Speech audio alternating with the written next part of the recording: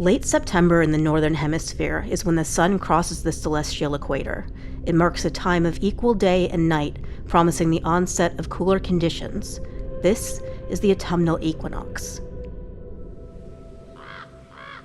As one might expect, this transition from late summer to early fall sees conditions at their driest. The grassy fields are still golden and the ponds are at their lowest. These conditions, while they look grim, are not without some benefits for the local and transient inhabitants. The sticky mudflats provide good foraging for this plover known as a killdeer, a year-round resident suspiciously eyeing an interloper. The Wilson snipe probes the mud with its long beak, extracting little creatures. This specimen has freshly arrived, hailing anywhere from the top of California to Alaska. They overwinter throughout the southern portion of the U.S. and through Mexico. Brewer's blackbirds enjoy a wash in the shallows and are soon joined by their cousins, the red-winged blackbirds.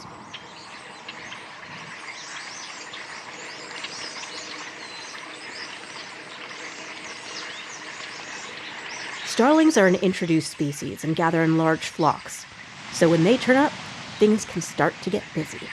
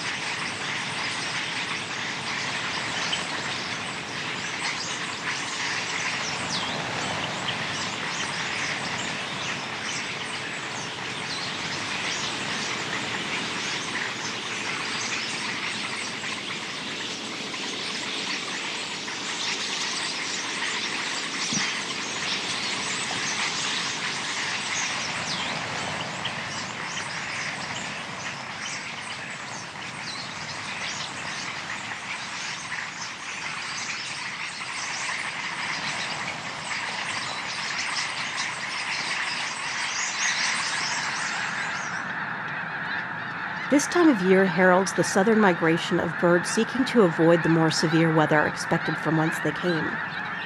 For some of these migrants, Northern California is a transition zone, where it's possible to find them all year round. These include bufflehead ducks and this little rail known as a sora. The greater yellowlegs has a much broader range, so is only seen as it drops by on its way in one direction or another.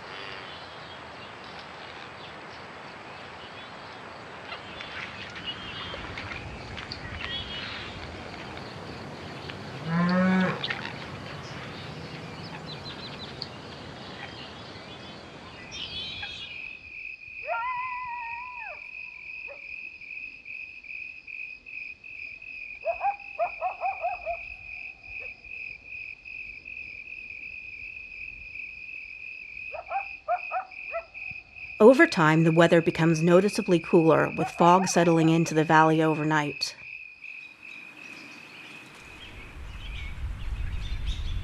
Mornings now have a chilly bite to them, and the surrounding world begins to prepare for what is to come. Deciduous plants shed their leaves and enter a state of dormancy for the winter months. There are many trees and plants performing this ritual, hence why the season of autumn is often called fall. Poison oak is one of the first to lose its foliage in a colorful way, happening towards the end of summer, though those innocuous-looking little sticks still retain the irritating oils loathed by many. As the weather cools, it's the willows in the swamps and waterways that most notably indicate the changes. California black walnut and English walnuts are close behind.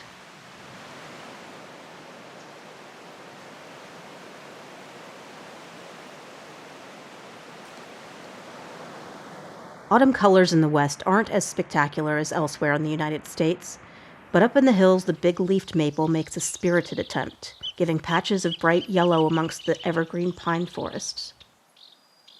Wild grape contributes to the display, also tangled amongst the forest canopy.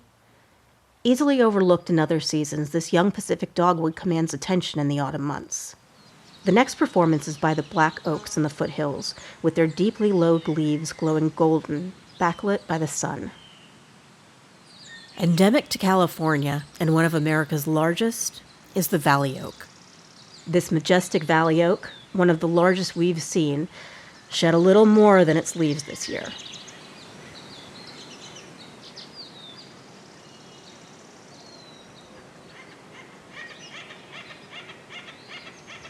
Not all oaks are deciduous. These wayward rebels are known as live oaks. The stately coastal live oak is one of the most common, but this is replaced farther inland by the very similar interior live oak. Small, bush-sized oaks live in the drier chaparral of the hills, such as the scrub oak and the leather oak that favor different soil types. The canyon oak is the least common of the evergreens in the North Bay, found deep in the canyons and higher elevations.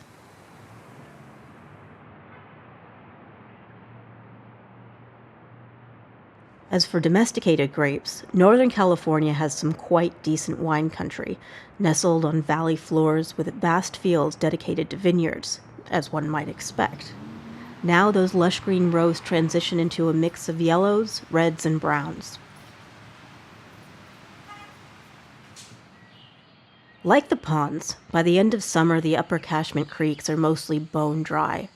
Hidden away amongst the thickets of blackberries and willow are permanent puddles that serve as refuges for small fish hoping to survive until the rains replenish their life-providing domain.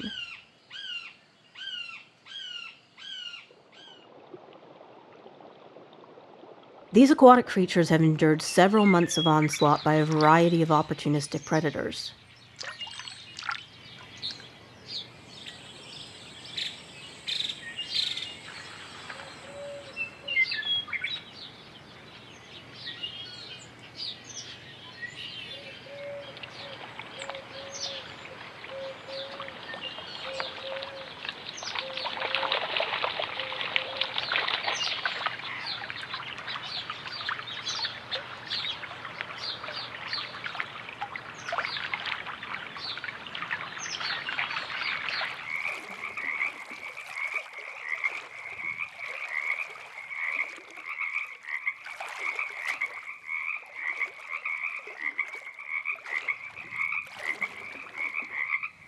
An interesting phenomenon with these puddles is how they rise and fill and join via just a trickle to a flow before even the first rains. An intriguing theory presented by a long-term local is that as the leaf-dropping trees prepare for dormancy, their draw on the water table is greatly lessened, allowing it to rise once more above the surface rocks and soil on its journey to the sea.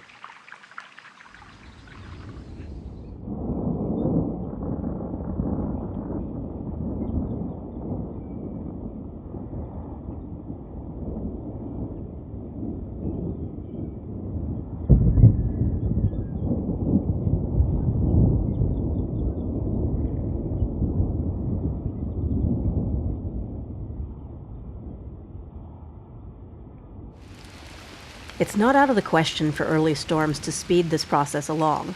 The parched earth is very thirsty, yet if enough rain falls, it can initiate a healthy flow to the creeks.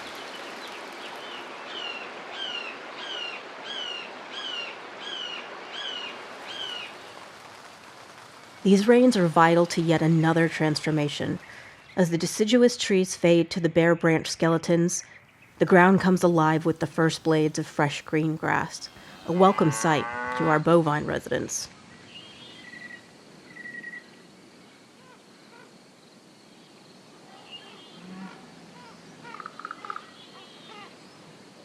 Other treasures appear as the invigorating moisture signals mushroom season, with a large variety of fungi coming and going from now until spring.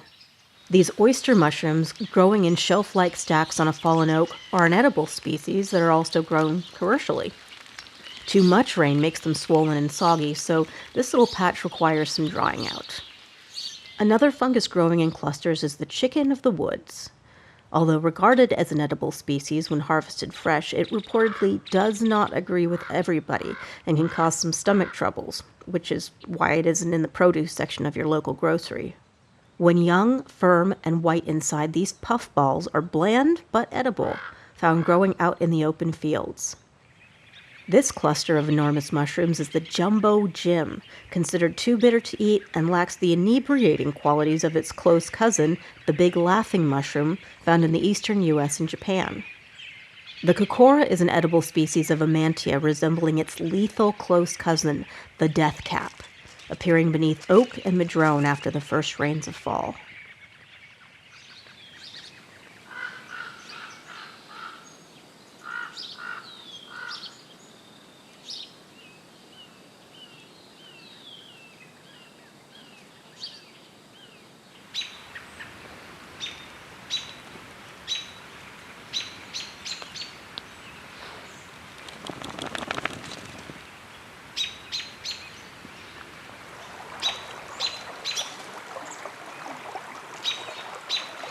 It's not all about grass and mushrooms. The damp ground brings out from hiding the California newt.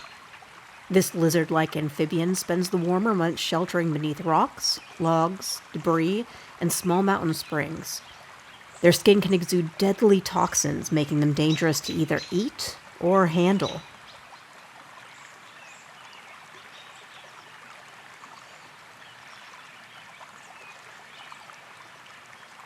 Moist places beneath decaying wood or rocks are a good place to search for other related species, such as the arboreal salamander and the very small slender salamander. We spooked a banana slug, causing it to retract into itself. We'll give it some time and... well, okay, that's not going to happen. One of the slowest moving creatures on the planet, second only to cricket when asked to do something that she doesn't want to do, could warrant a whole film unto itself. Like the newts, the soggier conditions are more conducive to their important task of cleaning the forest floor from detritus, such as this tasty, rotten leaf.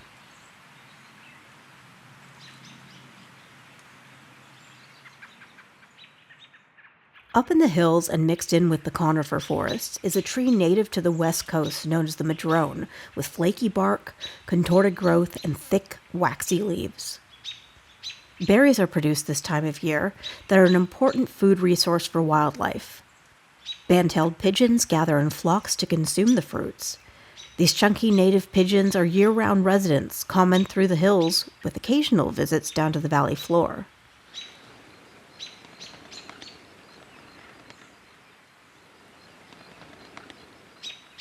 The varied thrush is a migrant and another madrone berry eater, and can be quite covert. In the preceding months, the American robin has been quite inconspicuous, but this time of year their numbers are bolstered by more transient populations, fleeing the colder conditions farther north, a trend that will continue as temperatures become even more frigid over time. These are the burn scars from the last wildfire. Large areas of bushland are stained red from fire retardant dropped by firefighting bomber planes. The area we're looking at here has been incinerated twice in just the last 5 years. The various pines destroyed in the last inferno may take a minimum of 20 years to grow back, but with the increased frequency of wildfires and the general trend of the world's climate, it will be interesting to see what kind of recovery they can make. Oaks are also fairly hardy, and while some may have been lost, there is hope for others. The redwoods prove very fire-resistant, and despite a good torching, are showing signs of recovery.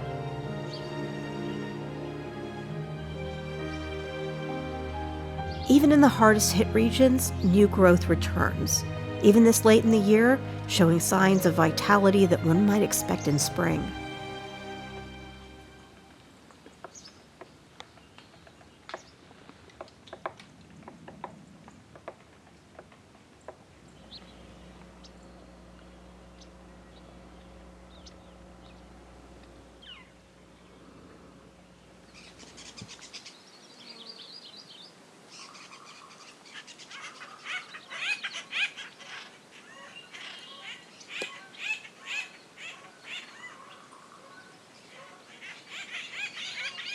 As the season progresses, residents need food, and some of the flowering plants take advantage of reduced competition, such as the coyote brush.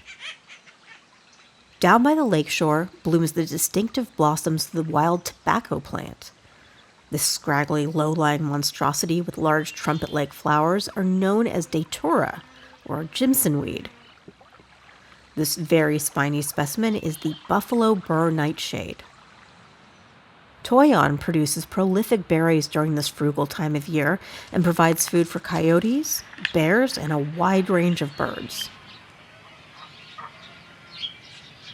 Toyon is in the rose family, and its relative, the California wild rose, is also bearing fruit that is likewise a food resource for a range of beneficiaries. The swollen pods of the Ctolo milkweed are bursting open, revealing the silky floss attached to the seeds to be distributed by the wind. The same thing is occurring with its close cousin, the narrow-leaf milkweed, nicely backlit by the sun, with a few bugs. The pods of the endemic California buckeye are now splitting open, revealing the toxic orbs within.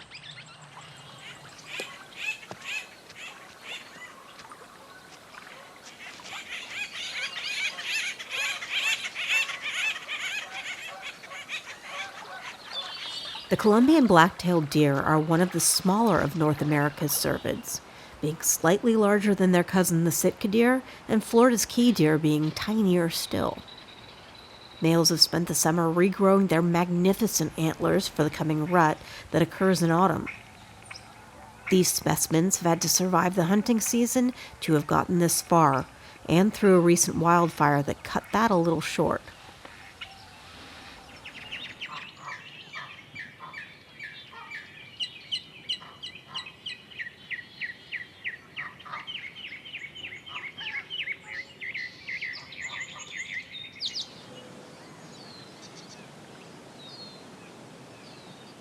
California is home to 3 of 4 surviving subspecies of elk. The ones here on these grassy plains are the endemic Tule elk that came close to extinction. This subspecies are the smallest of the collection, found now in patchy pockets from the Sierra foothills to the coast. Elk are also known as wapiti, meaning white rump, from one of many Native American languages. In Europe, what's known as an elk is known in North America as a moose. No small amount of confusion there.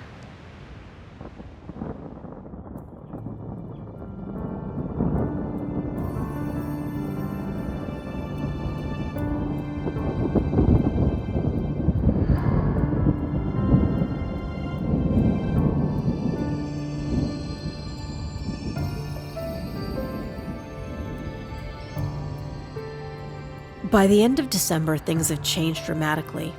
The fields and hills are now green and the ponds are full. Heavy clouds are now a more common sight, advancing over the horizon, leaving little doubt of the onset of winter's chill.